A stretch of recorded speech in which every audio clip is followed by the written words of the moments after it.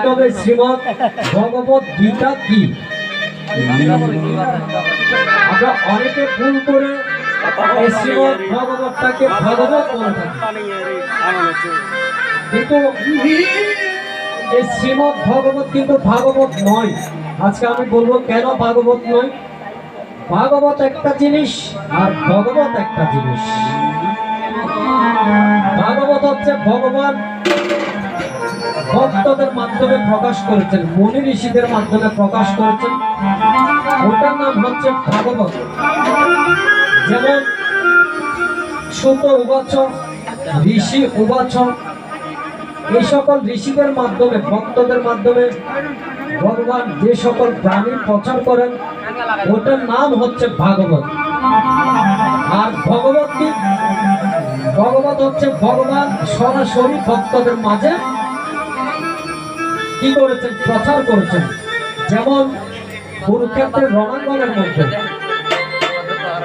শ্রীমান অর্জুনকে ভগবান স্বয়ং এই শ্রীমদ্ ভগবত গীতার বাণী প্রচার করেছেন, তাই এটার নাম হচ্ছে ভগবত গীতা, নট ভাগবত।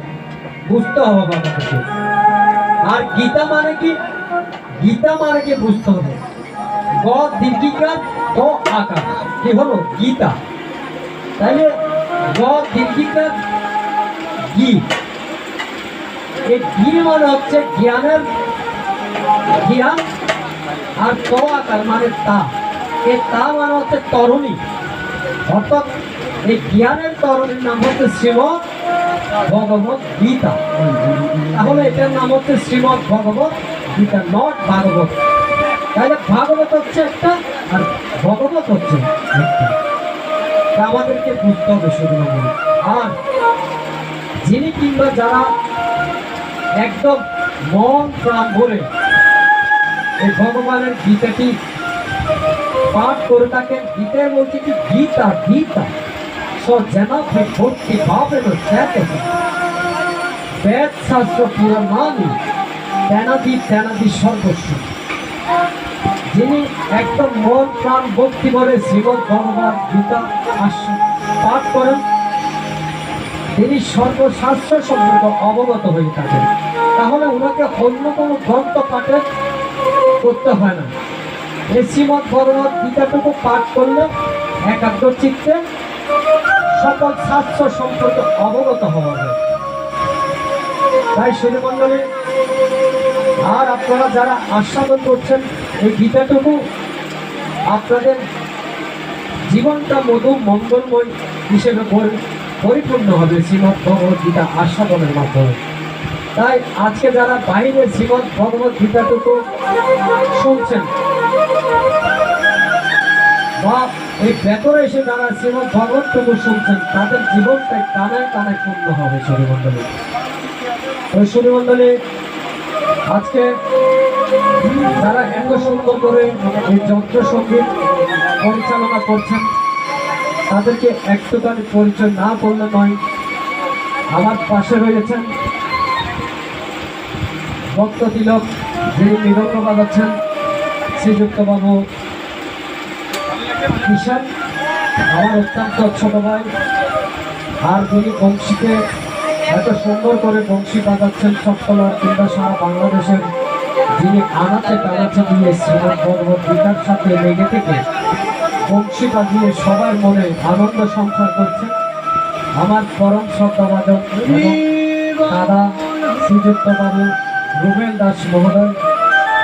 আর যিনি প্যাড বাজাচ্ছেন, অত্যন্ত স্বনামধন্য আপনাদেরই সন্তান, আমাদের সুপরিচিত, আমার অত্যন্ত অন্তরের অন্তস্থ শ্রীযুক্ত বাবু দুর্জয়শীল মহোদয়।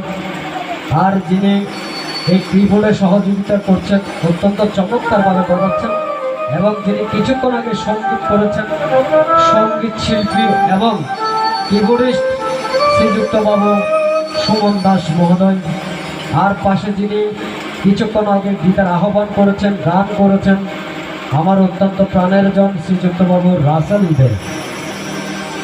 আর যিনি শব্দ নিয়ন্ত্রণে আকাশে বাতাসে শব্দ ছড়িয়ে দিচ্ছেন, আমাদের অত্যন্ত প্রাণের জন মহিউদ্দিন ভাই নাসির সাউন্ড নামে পরিচিত, যিনি চট্টলা নয় সমগ্র চট্টগ্রামের বিভিন্ন জায়গায় এই সাউন্ডের শব্দ আকাশে বাতাসে ছড়িয়ে দিচ্ছেন।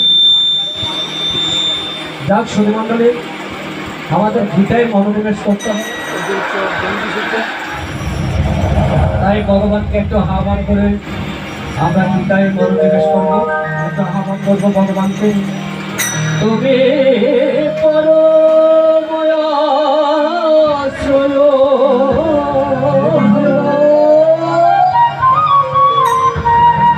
দীন দয়াময়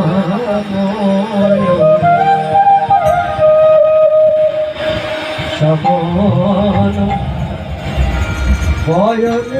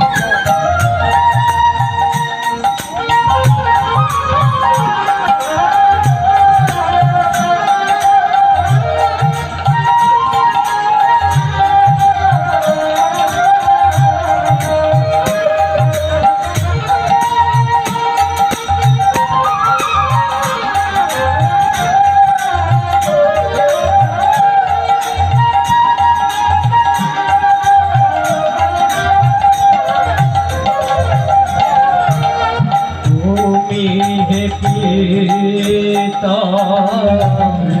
ভূমি হে